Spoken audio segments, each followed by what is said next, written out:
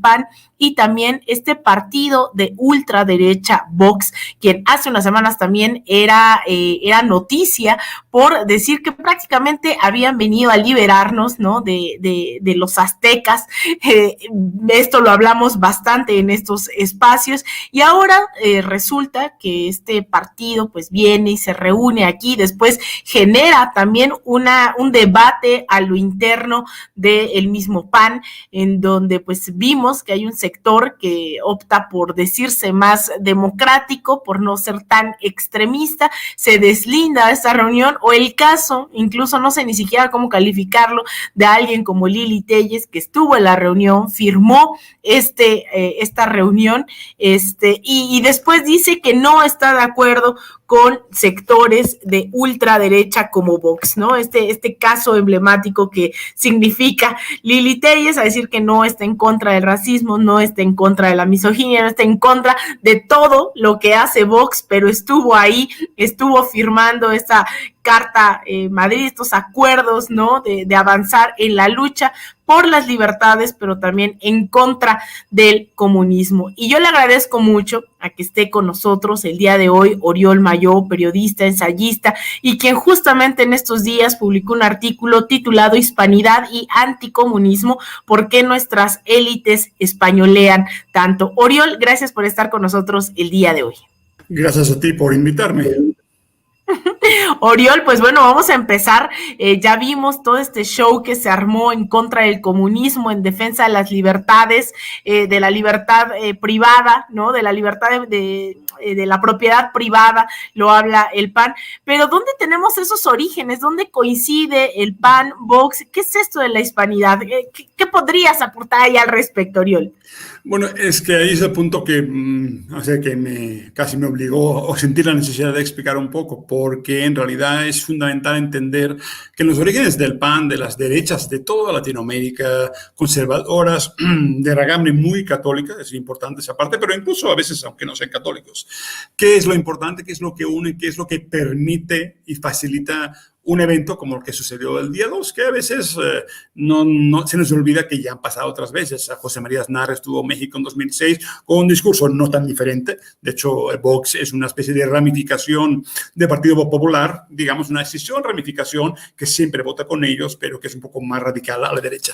Ahora viene la cuestión para entender, digamos, cómo un tal Julen Rementería y otros senadores decidieron sin ningún problema firmar la Carta de Madrid y aliarse con el PAN en defensa de algo que siempre han defendido, que es la idea que la propiedad privada es intocable, que el Estado está para favorecer y defender la propiedad privada, los derechos privados, digamos, que nunca pueden ser expropiados, pero la clave, lo que yo quise explicar en ese artículo, es que la raíz es la hispanidad.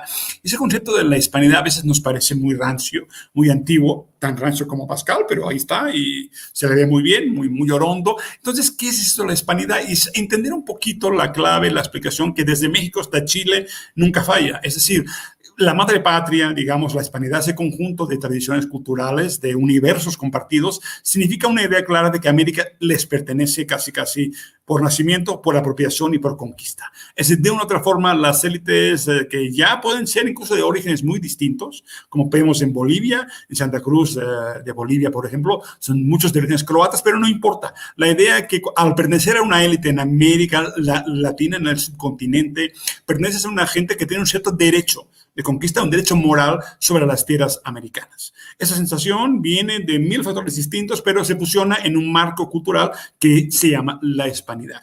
Hispanidad, por cierto, y es importante aquí hacer unas diferenciaciones, no significa puramente, digamos, lo que entendemos a veces que en España, digamos, odiando a los latinoamericanos. No, es una hermandad de élites basada en una misma cultura, en una misma matriz católica, reaccionaria, conservadora, entre élites de Madrid, de México, de Buenos Aires, digamos, para defender lo que entendemos como un estilo de vida en el cual la dominación de una oligarquía no puede ser cuestionada y el Estado tiene que estar a su servicio. Por eso, en realidad, aunque obviamente la defensa real la ejerza Estados Unidos, porque pues quien tiene las armas, quien tiene la capacidad en todos los sentidos es el imperio real, la función del subimperio español, para decirlo así, es darle darle, digamos, la legitimidad cultural que no tiene Estados Unidos. En el sentido, Estados Unidos puede, por negocios, puede patrocinar cualquier cosa sin ningún problema, cualquier golpe de Estado, pero no tiene, digamos, el sentido de pertenencia a una misma cultura, a un origen de casta y de clase, digamos,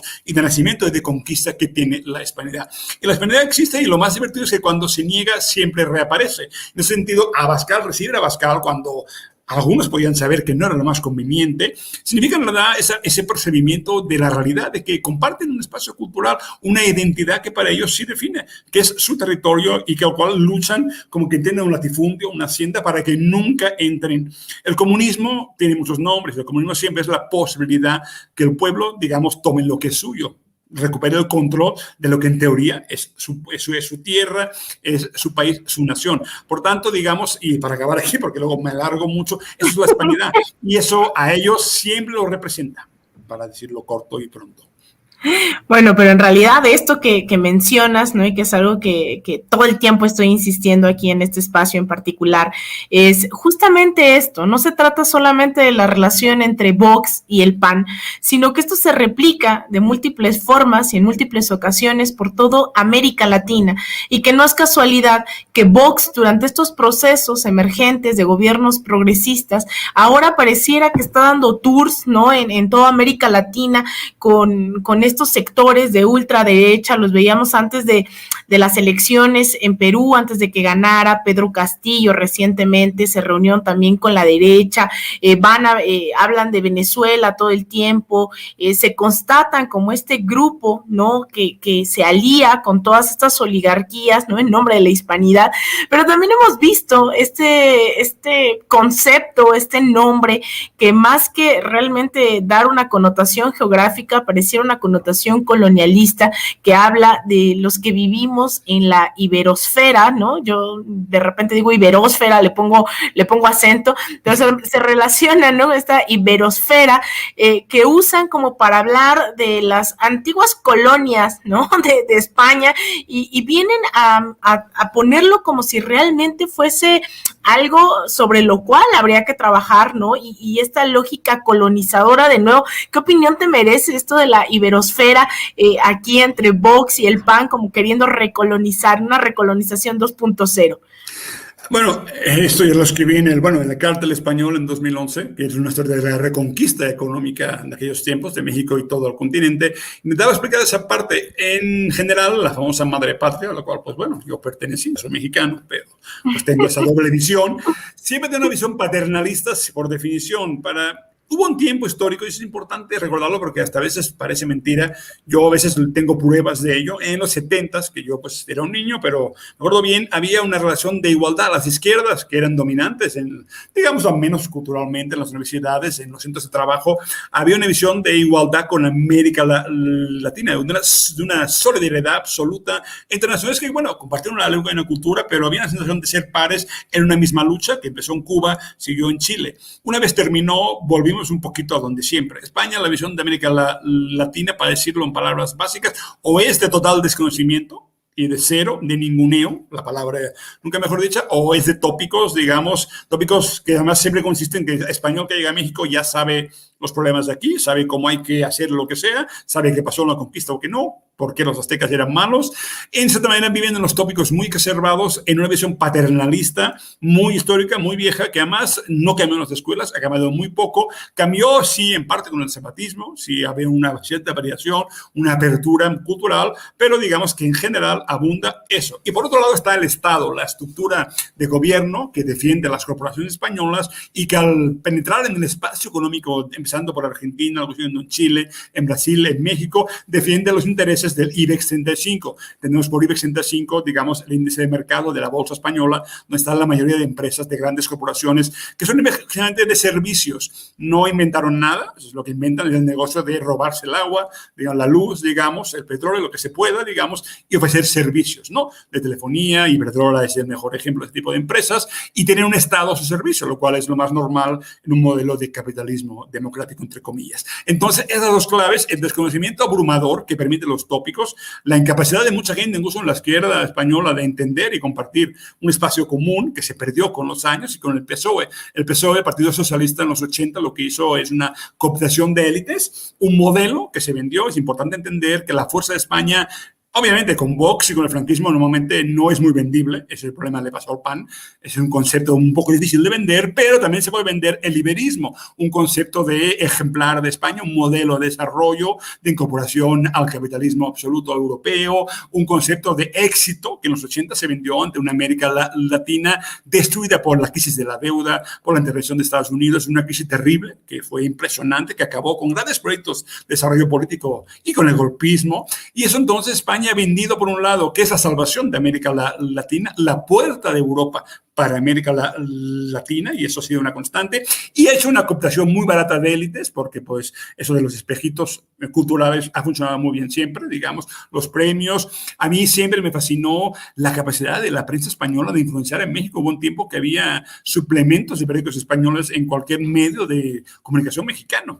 Es decir, mientras en España no hay ninguna paridad absolutamente. En España cualquiera que vaya sabrá que de México o no se sabe nada, o si se sabe algo, mejor ni lo digan, ¿no? En esa barbarie en cultura, en el caso de las élites políticas, se basa en que sí entienden algo muy bien. Y eso es importante, que hay una red de pares en todo el continente. Es decir, las clases altas del continente tienen una afinidad muy natural en ese eje de Miami, Madrid, que prácticamente uno ve la comunidad venezolana en Madrid, en el barrio de Salamanca.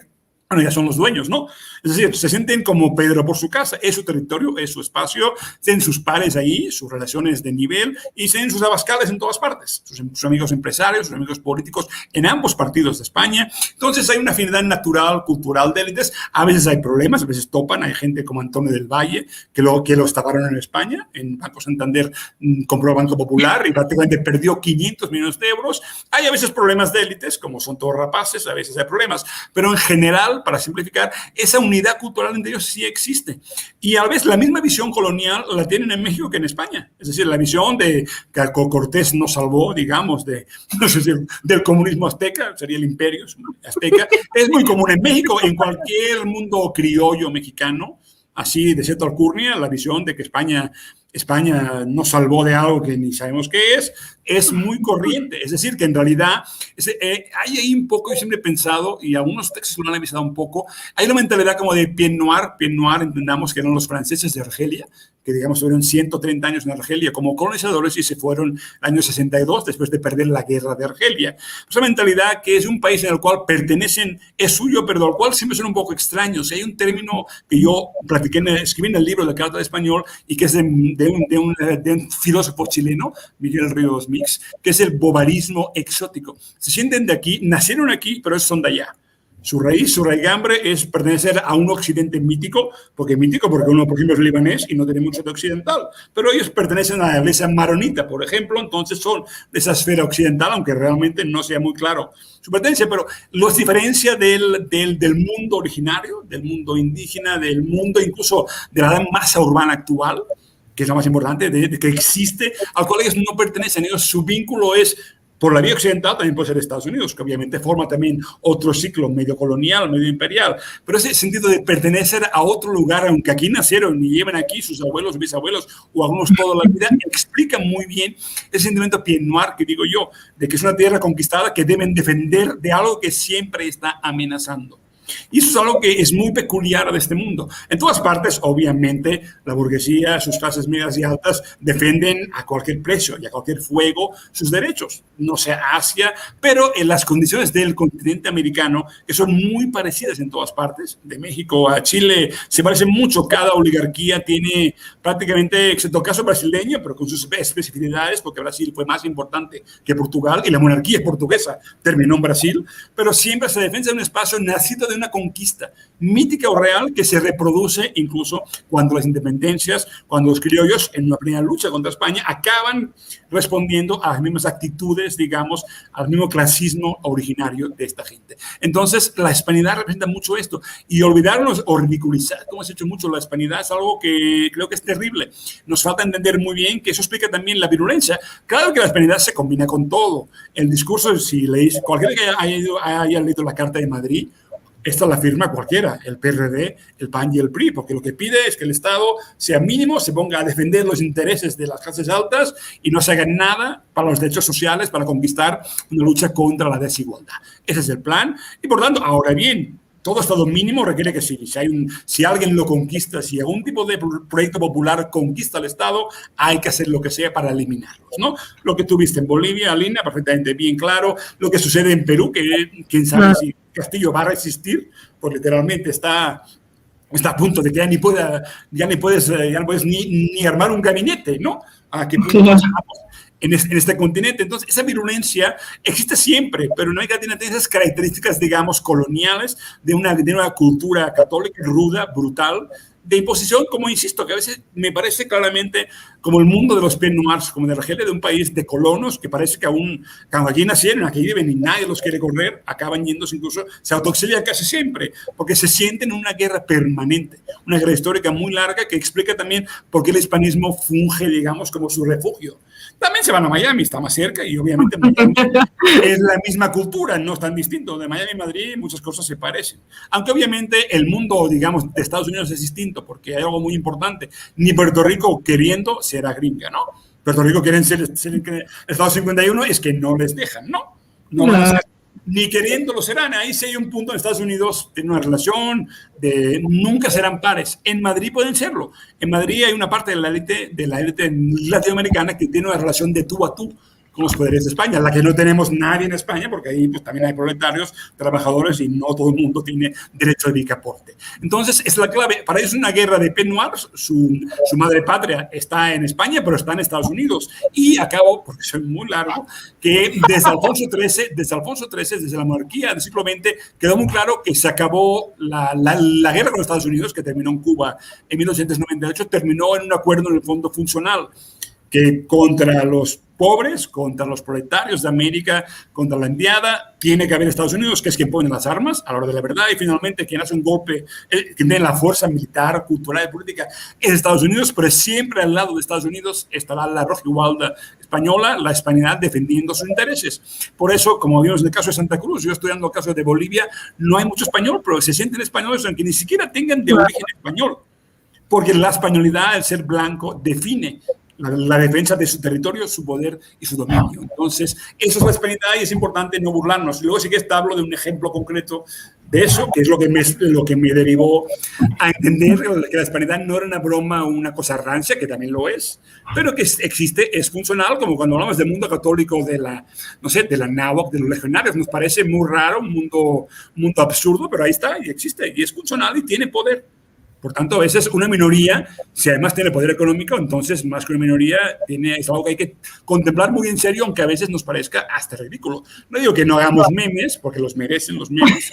El humor también hay que ser memes, pero ten en cuenta que esto, aunque sea una minoría es poderosa.